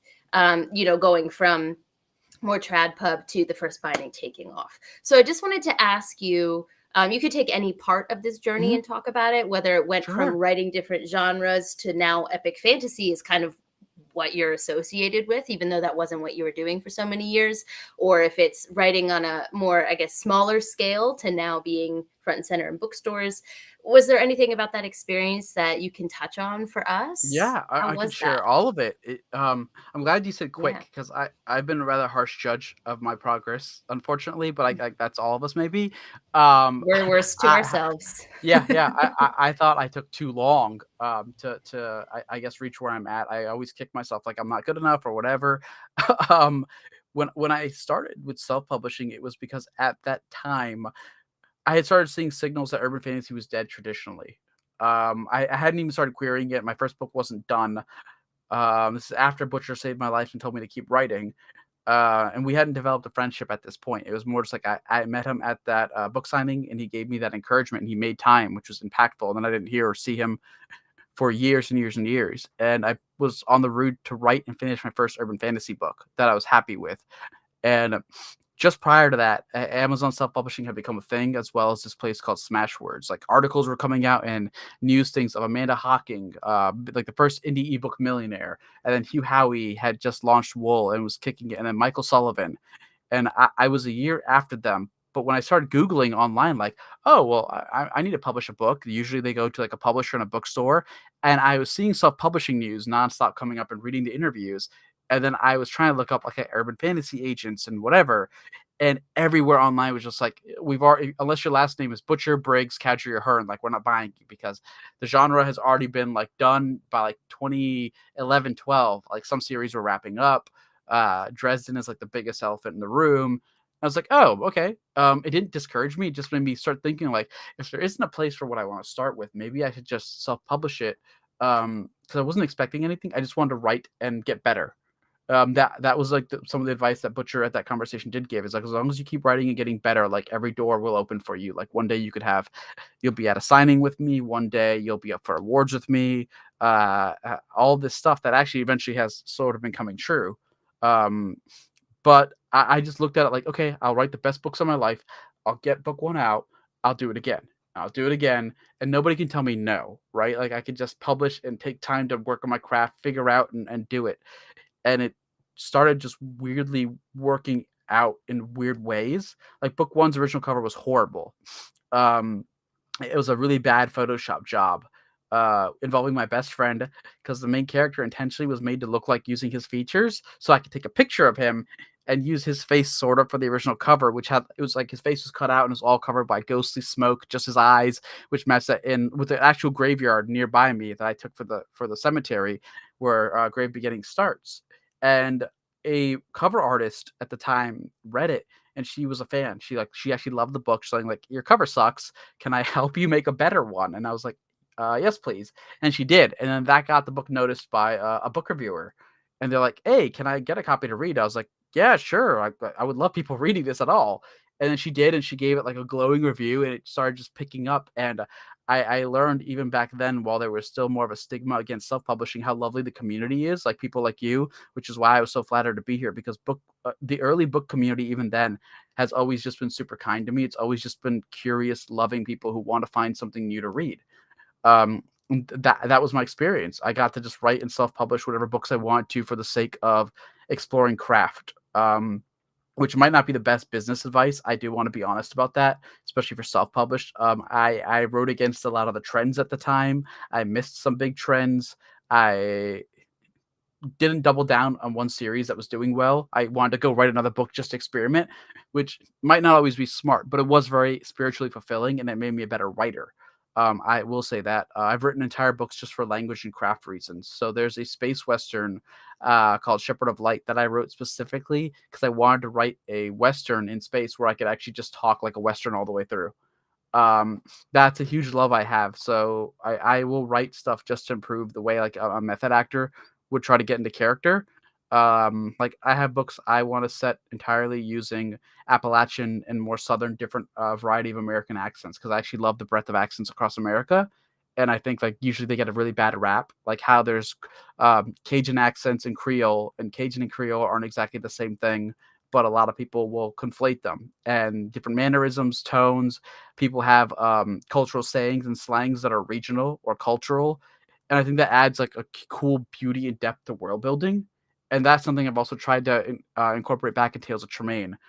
So when I started writing this as a reflection, I guess, of my journey from self-pub to traditional, this is the book that sort of let me encapsulate everything I've sort of been working at, from the mythology we talked about, my love of different characters and cultures, but also language, because I have multiple colangs in here, secondary languages that aren't fully developed for the reader, so they don't have to read an entire like 500 page how you speak it, but there's enough sayings and the alphabet system. In this case, so I have Brumti and Brumki, which are South Asian inspired, and they have a phonetic sound based alphabet, because South Asian language, we don't have like an individual letter per se.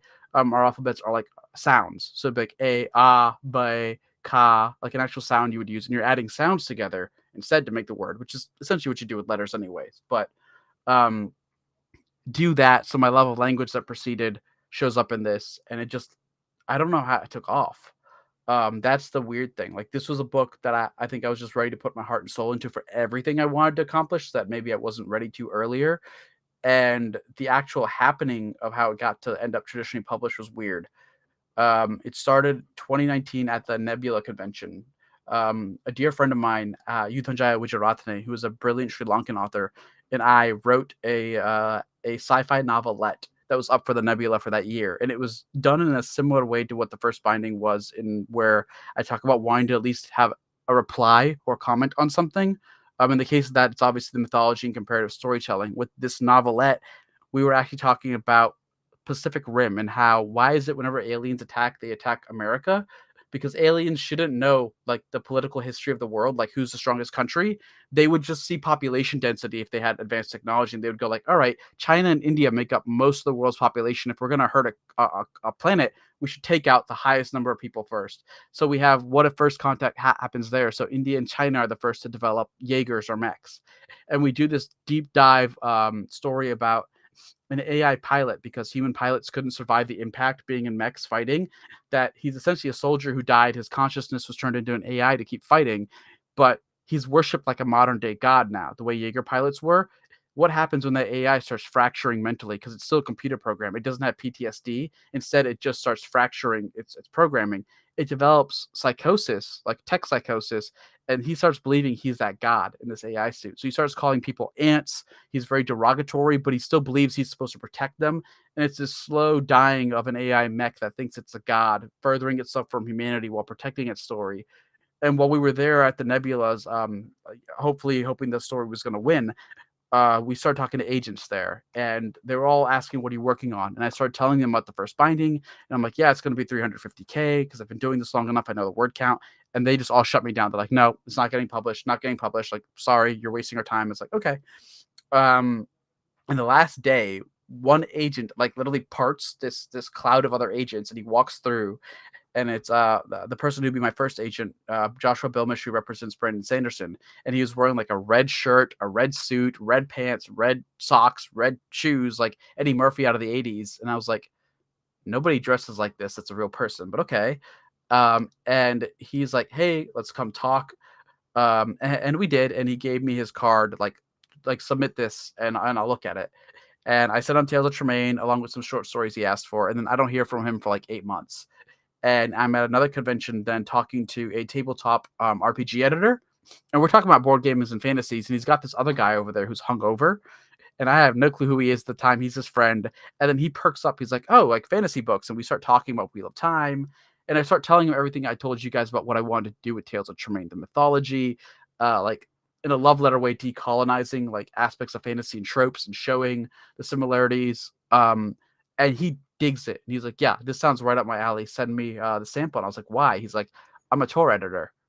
And I was like, oh, okay. I'm like, well, I don't have an agent. He's like, yeah, I don't care. Just I want to look at the book. And I was like, okay, cool. And now by this time, Audible was interested, and what they wanted to do with it was do it like a weekly episode kind of thing, like the old radio plays. We were talking about that. That was the idea. I actually don't know if they were going to say yes. I have to be honest on that. And a month and a half go by, and the editor from Tor called back, and he's like, hey, so I showed this to my boss. Everybody loves this. We want to buy the first 3 books. Who's your agent? And I was like, well, I still haven't gotten one. He's like, you need to go pick one. So I called Joshua back, or I emailed him, and then we set up a call. And a few months later, Tor sent the contract. They're like, yeah, we're serious. We're buying all 3 books. Go from there. And it was just like, oh, okay.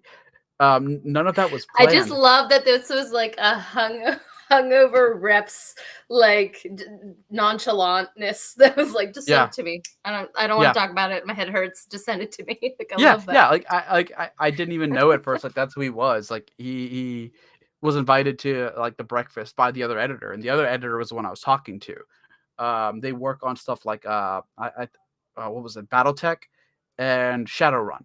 That's what they do. So they do the board games for them. And I've always actually liked Shadowrun. So I was like, oh, this is cool. Like, maybe I'll get to write for them or something. And then it went completely the other way into like, hi, I'm a tour editor. I liked what you said. Send me your book and I'll look it over. The power of networking. Right? Yeah. Accidental networking. Right. Yeah. What an incredible story. Wow. I do want to quickly get to this question for you specifically. This is from Permatube. Oh. Are any favorite JRPGs or ones that inspired your work? So, 2 definitely inspired by LitRPG. That would be the Monster Hunter JRPG franchise. Like my series is literally called Monster Slayer, and the idea is in a video game world you have to hunt and kill monsters. That's pretty on the nose, and it was just a fun love letter to that. And something I've always loved the storytelling from is the From Software games. So Dark Souls, Elden Ring, Sekiro, because they do something with nonlinear storytelling I've always loved, which is you get more of the story from items and just visiting places. And if you pay attention, and you don't have to enjoy the story, but the longer you go into the world, a lot of the story that you get through cutscenes is actually told through ancillary details to the world. So it adds extra depth. And there's a whole community of theory and fan captures to go, why was this sword later moved and like shows up in this scene here? Or why is this item description changed? Because we get a different version of it. Or if you read this item description and you find this dead body, there's actually a story behind it. And I think putting those into novels adds a cool layer of depth, because that's something I definitely do in Tales of Tremaine, where not every detail seems like it's important now, but everything from a certain beverage to the way someone drinks a drink might come back to be important later, down to how even Ari performs and tells stories. Book 2 is going to have a lot of Easter eggs that meta reference book 1. So people who go back and read it and then reread book 2, you realize it also changes how you read the books. And that's something I learned from Japanese video games that do that. They do it in a way where you don't have to pay attention to it, but if you do, it just adds something. And I like that it's not required. It only adds depth if you want to put in the work for it. So it's like a reward system without asking anything of you. That speaks to my completionist heart. I am so bad at video games. Like I Elden Ring, that is beyond me. Never ever will I play to that level. But when I was a kid playing Spyro, I got every gem, damn it. Like I was not leaving a gem behind. So that speaks to my soul when I hear that. Oh, that is awesome. Quickly, Daniel says, yeah, he says about Joshua Blanche crashing him. Yeah. Sarah's channel a few times. He sounds really eclectic, very, but very, really just an interesting fella. Mm-hmm. I've seen him a couple times myself on YouTube. I was like, wow. And I didn't realize that he was also your agent. So your first agent. So that's a fascinating story. Yeah. That's actually how he told me he could sell my book was I actually turned him down, which got a few shocked reactions because I didn't know who he was. And people in the crowd were like, you don't say no to him. And I did, because I was like, everyone's saying the book's too big. And his immediate response was like, well, I published Stormlight. At which point I was like, all right, well, I guess like if anyone can get this book published, it's the guy publishing 450,000 word books. So, I mean, fair. Yeah. And it's funny now that, the trend seems to be that, it would seem, and I'm saying this as an outsider, I'm not traditionally published, I'm a self-published author. I'm just saying what I've seen, heard from my colleagues that are traditionally published, what I've seen from reading up on the industry is that, a lot of editors, a lot of agents are reticent to sell books now that are big. Actually north of 130. I'm hearing north of 130. And unless you are, of course, one of those big names. However, now you are one of those people, because I presume your second book is not going to be 100,000 words. No, but there was a fight. I will admit that. So the second draft, I could say, God, I think Tor's going to pop out of my window with a knife right now. The original draft was 450,000, so it was 100,000 words bigger than book 1's final count. They had a heart attack because of print cost.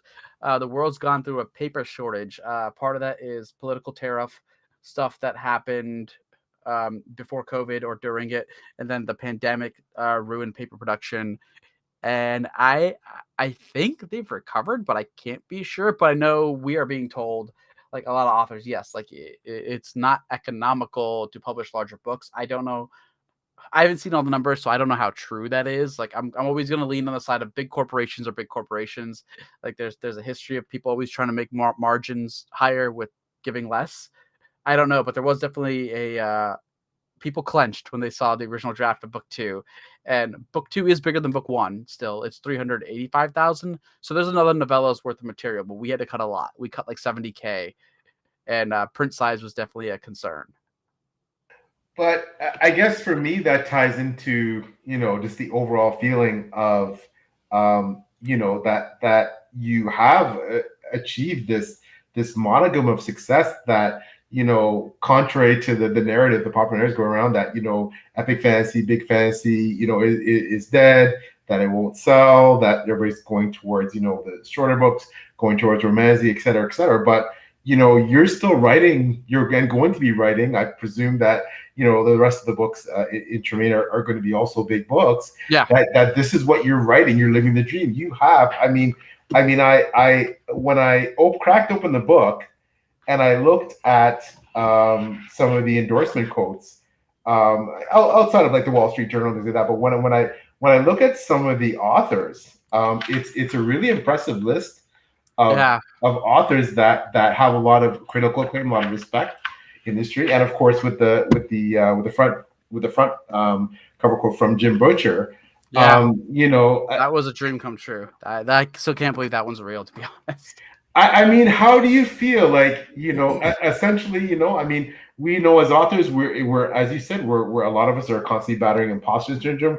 We're constantly battling, that drive to feel that we've quote unquote made it. We've achieved this nebulous platform of success, right, that is defined by sales, is defined by accolades, is defined by awards, or but by commercial, I guess, measures, and by measures of the awards and what they think, you've made it, man. Congrats. Thank you. How does it feel though? Does it feel I'm bad at this? Oh man. Does it feel like you thought it would? Does it feel like you imagined back when you thought, oh my God, does it feel like you thought it would? No, but that's my fault. I want to be honest about that, because and I'm very bad at this. I'm bad at celebrating. I am a workaholic, and I don't want to say I take anything for granted, because I definitely don't. Like I am very big about giving gratitude to everybody, but like some of the weird stuff, all the cool dream stuff hasn't set in, which is very weird, because like I get to talk to Jim Butcher now, but I still call him sir, which is like part of that's like being Asian, part of that's also growing up in the South, right? And I can see he's just like, you don't have to say that, but like it's both become normalized. Like I know I can reach out and talk, but like also still weird. Like I'm in this limbo state where I haven't acclimated, because it's a lot easier for me to just go do my work. Like I never celebrated book one's release. I actually turned in book two a month before book one had come out, and I was already doing my own self edits, and I was actually working on the cover for book two before book one even was out officially in store. So my process with that is I actually know my cover artist, because he worked with me, Indy Felipe, and we actually do mock-ups for each book's cover before tour even starts. We actually send them a folder of like, hey, we already did the work. I know how I want my cover to look. Can I just show you like concept art boards? And they entertain me, and then they go like, oh, these are actually really good. And then they just do the cover I want, which is like my way to sort of cheat the system. But I haven't celebrated like anything. But anytime good news is happening, I'm working on the next project. Like I'm doing book three stuff right now, and book two is about to come out next month. And I can assure you, I'm probably not going to celebrate the launch. I'll be doing promotional stuff like I'm supposed to, working on book three, and I'm working on like a novella short story collection from the world to give away for free. Because I got frustrated with stuff I had to cut. So I'm like, I'm just going to do a collection of stories from the world that people haven't gotten to hear yet, and I'll just give that away for free. So, but I should say you should enjoy it, right? There's that famous story that Neil Gaiman, I think, told when Sandman first blew up in the comic format, and he met Stephen King. And Stephen King told him, like, this is great that you've got these lines and everything. You should enjoy this. And Gaiman goes on to say that he didn't. He just started worrying about the next career stuff and everything. And I'm doing the exact same thing, I realized, but like it's hard because I am just thinking about like the next thing I have to do for career stuff. So yeah, I'm sorry. I'm a really bad example. And if someone else is listening, enjoy it. Enjoy all the good things. Don't be like me. No, and I totally understand, and that I think Taylor and I, we're Ryan Cahill, a great example, self-published author, really successful, really really setting some trends here in history, and you can see that he's very driven, like you, like a lot of us, and he's very successful, but it's all about the next thing, the next book, the next special edition, the next. And part of the industry that we're in is, frankly, it's not cliche to say you're only as good as your last book, and you're only as good as your last sales numbers, and you're only as good as it's a very harsh and sometimes punitive industry, rewarding and wonderful, but sometimes very unrelenting when it comes to the metrics and what you need to achieve to get your next book deal, to keep your agent, to there is a lot of that pressure. So but yeah, at the same time, give yourself a pat on the back, my man. I'll try getting better about that. Yeah, you deserve it. You definitely deserve it. Of course, I second what PL just said, giving yourself props. But I also want to say I sympathize as someone who's clearly not a writer, in the fact that I didn't know what the hell you guys are talking about, what that 100,000K looks like, 1,000K, whatever. I can't even say the numbers. I don't know what those numbers look like because I don't write.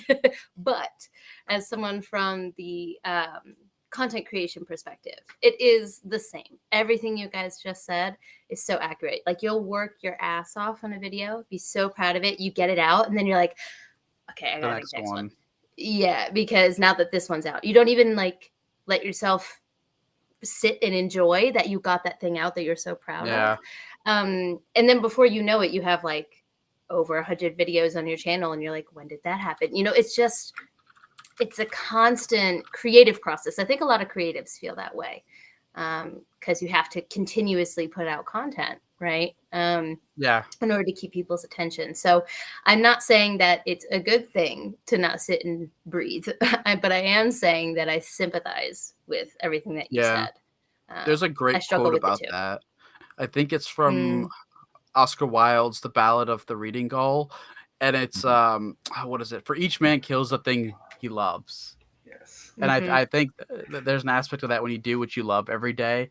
I'm taking a quote a bit too literally, but you do kill aspects of the part of the joy and everything because you're worried about the craft, the next project, like you said, the content creation, and you're so wrapped up in the doing, which can be a good thing because at least it keeps you doing. But you are supposed to actually enjoy life, right? There's no reward at the end of life for having done everything. You all just go back in the same box. At some point you need to actually live that life and because no one's getting out of life alive, right? That's the thing. So make sure you actually live it too. No, you're absolutely right. And I do want to quickly, I know we've been talking, I can't believe it's an hour and almost 40 minutes. It's crazy. And we do want to respect your time, but there is a few things I know we don't want to keep you inordinately, but quickly, can you tell us a bit about, obviously, non-spoilery, you have the next book coming out, lots of big expectations there because of the success of the first book. Can you tell us a bit about, and again, I noted that's somewhat of a cliffhanger from the end of, the first. Can you tell us, you told us a bit what to expect. You gave us some breadcrumbs. Can you give us any more little tidbits about kind of what to expect for the book that's coming out, and just confirm when it is coming out, when the release date is? Let us actually do our job, which is being part of this book tour. Book 2 in the US is out August 13th, which is a Tuesday. And then the same week, Thursday, which I believe is the 15th, because the UK launches on Thursdays. I think that has to do with magazine cycles, because I know in the US, the reason books come out on Tuesday is the bestseller lists start on Monday, but pre-order sales can accidentally tick off in bookstores the day before. So if the book launched Monday, some of those sales would count Sunday, and that cuts off for the last week. So you could lose some of your sales for magazines. I don't know if the UK does the same thing and they go by Wednesday or some different date, which is why they launch Thursdays. But 13th and 15th, respectively. And what to expect. For the past story, we pick up immediately a few weeks, kind of like a winter break after where Ari's past story ends at school. And it's mostly following new promises, new adventures, but also adventures that tie into the legends he's already at least shared with the audience that he's been part of. Even if they haven't been explained, some of what he's done. You get to see those being fulfilled or at least started, as well as just a normal linear progression through school, facing some of the consequences that he earned at the end of book 1 in the past. And book 2 is doing the exact same thing in the present, where he's picking up some of the consequences that immediately follow the cliffhanger of what happens in the ending, while still trying to accomplish his present day goal. So in book 1, there's a giant princely election going on to sort of see who's going to become the new king of the country. And the gentry and nobles actually get to pick which one of the nobles. It's not direct inheritance by older. And book 2 is going to follow the consequences of that, what happens when the prime running mate of an election is taken out of the election. Now, in hindsight, probably not the best year to be, or maybe the best year to be releasing that kind of book. Yeah, it's a very political, electory book. The reason I chose that is though because those are historical events that have always been humanly important. If you go back through a lot of world election events, historically they've always resonated with people in great moments of history because countries decide their fate. And I just thought that was really cool in a fantasy setting, to continue exploring that, because you get to see humanistic reasons for why people want that power and what they'll do with it, as well as the avenues they'll take to get it. I always felt that was a very pervasive theme throughout history because they exist in myths too. Why do people want to ascend or take power? So there's going to be a lot of exploring that, both in Ari's past and present. Book two's past and present events sort of mirror each other, and that was intentional. I wanted Ari to deal with something in the present that now he has greater reflection and perspective than if he had dealt with it in his past. And you get to see how perhaps a younger Ari is dealing with similar events in past without that context and experience. And what he learns through it might be affecting his present day. But they're also very dynamically different. The present day story is really relegated in one foreign country, and the past story, you get to have a lot more slice of life adventures for people who want that. So it sort of balances both. You get to have cool courtroom drama, murder mystery in the present day, past tense, gallivanting Silk Road adventures. Wow. Just sounds incredible. It sounds like a perfect package. I feel like you might have practiced that before because I am so interested. Yeah, I'll tell you, you have you have to read this. This is definitely going to figure in my top books of the year discussions. Like this is it's absolutely phenomenal. And again, I know we've kept you so long. All right, I apologize. You've been so no need to apologize for it. You guys have been super sweet having me with your time. We could talk to you for hours. We're just soaking this up. It's just amazing. Just as we're winding down though, I want to give Taylor an opportunity for any last questions before we turn to closing things. So Taylor, is there anything that you wanted to ask Ara quickly before we move on? Sorry, I was having a moment unmuting. Yes. So this was something that came up earlier. It's a throwaway question, which means I think it'd be perfect to just tack on the end here. You were talking about different myths and how we impose our own imagery onto something, even if it's not described in the story. And you gave the example of a knight and a mount and things like that. But when another thing that you talked about was how there's myths with hammers and different weapons. And so that I just had this little light bulb for this question. What do you think is the most underused weapon in the fantasy genre? Like, because if we're told someone has a weapon, we think sword, maybe spear. Like that's kind of what a lot of people's brains go to. Maybe a bow if it's long range, but you got to give us a little bit more to have that pop into their head. So as someone, at least from the States, those are the two that I picture. So for you, who's read so many stories, what is the most underused weapon that you would like to see represented more? I'm going to use this not in Tales of Tremaine, but I have an entire fantasy just because I really do want to use it, and it's the slingshot. Because you have a lot of myths where the slingshot, obviously David and Goliath, is a really simple, humble tool that can fell a legendarily large character. But they've actually shown that historically, slings were used a lot more than we even realize and pay attention to, because you could use a lead ingot ball, and you could seriously crush someone's skull with that out of a slingshot. Like you could put a dent in their skull and instantly kill people. And they were super easy to use, store, plentiful. There's evidence that in some cultures and places, because kids could grow up using them, by the time you were old enough to go to war, in some cases, you were probably a lot easily more adept with a slingshot than learning how to use a bow and arrow. And you could at least hunt with it as well. You could find rocks and stones everywhere to shoot small game like hare. It doesn't take up any room to carry it on your person. You can seriously hurt someone. Like if someone's on a horse and you've got a slingshot and you ping them on the head, even if they've got a helmet, that could be enough to disorient and dislodge them. And falling off of a moving horse in armor, you could die, right? Like gravity is pulling down at 9.8 meters per second squared. So you've got armor, now you're over 200 pounds, maybe even 300, depending what you're wearing. Like that fall, you're going to break bones. Wind's going to be knocked out of you. A slingshot can get somebody killed in a battlefield, right? Because when people fall in war, we usually say he fell. that was synonymous with dying. And that's exactly the same on a battlefield. If you fall, even if you're alive, you're probably going to get trampled by tons of people. Like, you might as well just be dead. And I think a slingshot is a really underutilized weapon that's cool. There is the emotional, psychological aspect of using it, where it kind of paints somebody as an underdog or plucky. So like a writer hack is like, you do that, people might sympathize with your character already, right? If he's a poor person wielding a slingshot, that's an underdog people already want to root for. And then if you see them win with that slingshot, there's that whole like triumphant moment of like they overcame, the heavyweight contender, or they went the distance like Rocky. Historically, we love those kinds of stories. There's a lot of little hacks you can do, just make it like a really plucky hero that everyone's going to love.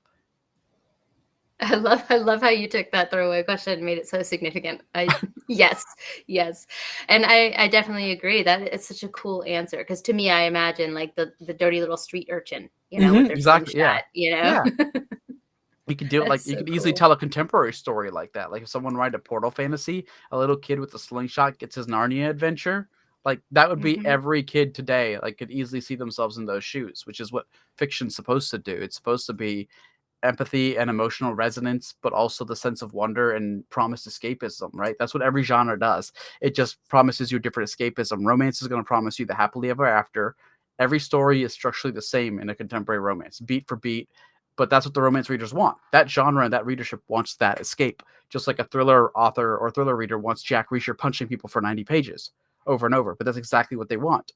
Every genre is just codifying the promise, saying if you come to us, we're lacking all these other things because we focus 100% deliver this experience to you, right? I mean, that's what fast food or any food meal is. Like, if you get a pepperoni pizza, that's exactly what you want. You don't want someone to go, we also put like anchovies and spinach on it. We know you didn't ask for it. Like, someone might go, cool, but most people, that's the whole idea of genre. You're promising a certain codified experience through enough of a structural expectation to deliver that emotional catharsis, the empathy, the escapism, and whatever else that they want in that genre. Yeah, that's amazing. And I love, just quickly, I don't want to belabor this, I love diversity of weapons in fantasy. I love when someone has maybe a flail and someone's got, I mean, sword on sword fights. I know the traditional fair is really cool, but, you think about weapons and things like pole axes. You think of, I specifically, and I can see, obviously, we talked about this before we came on, A Song of Ice and Fire, Robert Baratheon's Warhammer. Yep. I mean, that's a smart weapon. That's a smart weapon. It's a smart weapon. It caves in armor. Yeah. And you know what? Even if you don't crush armor, you crunch a bone, you crunch, someone's out of a fight. Yeah, someone's out. Like, it's just, I love seeing, what some people would think of unconventional or unpopular weapons, but are effective. And that's it's like, honestly, fantasy needs more. If we're gonna go like just bare bones actual facts, fantasy needs a lot more pikes, spears, and bows. Those were historically the most effective weapons. Like, they do one-on-ones today where a trained spearman easily beats a swordsman just because the range you have. Like, they're not even gonna get close to swing at you if you're good enough with the spear. Yeah, exactly. Those conquered the world. The Mongols had the largest contiguous land empire in the history of the world off horseback and bow. Yeah, and we know how devastating bows are. With the English longbow changed warfare. In the medieval context, the Mongolian bow, like across what crossbows did to warfare before predating gunpowder. Like just these game changing weapons that But anyways, I know we got a whole other tangent. I don't want to get going on that because then we'll go down a whole other road. But again, so amazing for you to come by. We're so grateful and honored to have you join us. Likewise. Thanks for having me. Can you please, as we're winding down, and I want to give Taylor the same opportunity, but guests first, tell us, you're on social media. Where can people follow you, contact you potentially on social media, your website, things like that, where you're in the space, and of course, where to buy the books? Oh, yeah, sure. So I'm most active on Twitter and Instagram. Both are just at Virdi. And I'm also active on Facebook on my author page there, against the /RRVirdi after Facebook. I'm not more active anywhere else past those. I do have a private Discord server, which anyone's welcome to join. Just ding me on Twitter if you want to come into it. I've tried to consolidate my social media just because it's easier for me to be more available on fewer places, if that makes sense. Because I'm an extrovert. I actually like interacting and talking with people. And I know that we all exist in parasocial relationships these days, and I want to be able to give back and participate. but I with ADHD and writing schedules, I can't manage more than a few platforms. Like I will just forget to log in. So it's Twitter, Instagram, and Facebook are the ones for me because I'm old. And as for where to buy the book, it will be available everywhere. If you're in the States, I'd like to plug Loyalty Books, who are a Washington, D.C. bookstore, but because they're actually helping me fulfill a pre-order campaign that has no extra charge for any readers, where they will just actually let me sign the books that if you pre-order from them. So anyone who wants like a signed book 2 hardcover can just order it from Loyalty Books. And overseas, The Broken Binding and Goldsboro did special editions, and those have all been signed too. So if anyone wants them from those 2 places. Awesome. Okay, Taylor, you heard that, DC, baby. You heard that, eh?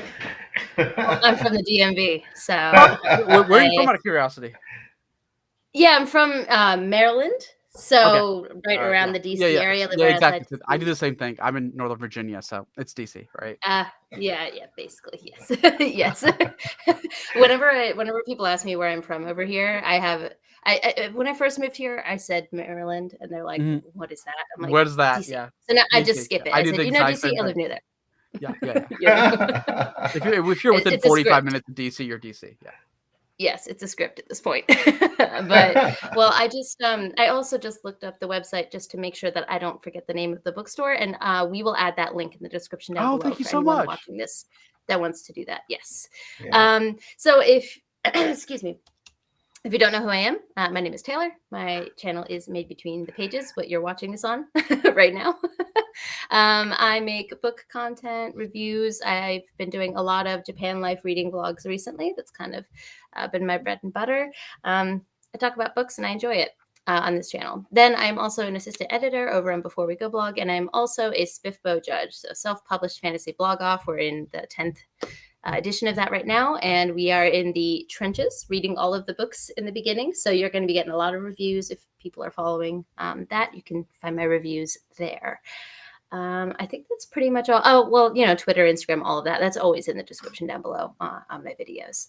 But I just want to say, as PL said, we really appreciate you coming on, Ronnie. Truly, you're generous with your time, and the way that you interact with people and are so generous with answering questions. You wouldn't know how big of a deal you are. So we appreciate you being willing to talk to us like this. And we look forward to having maybe you on again in the future. Oh, absolutely. Thank you. Yeah.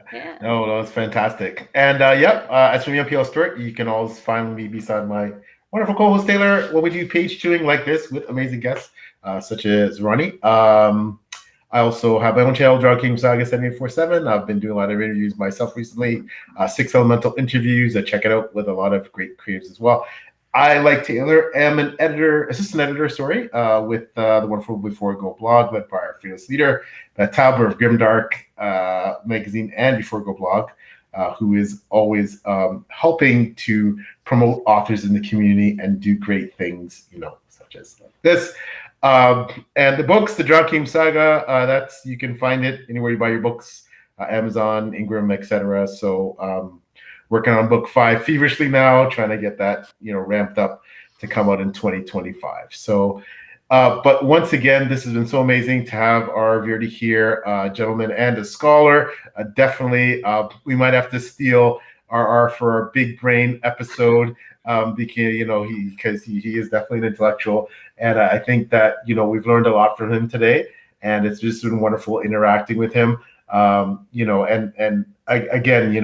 Thank you so much for everyone who stopped by in the chat to participate. Anyone who's watched the live, anyone who's going to watch the replay later, you are what makes this kind of long form content amazing. So thank you. Muchas gracias to all of the people out there who will watch this, have watched it now, and will watch it later. So we're going to sign off with that from Page Chewing. And thank you so much again to our Virdi, and thank you to my wonderful co-host Taylor. And we will see you again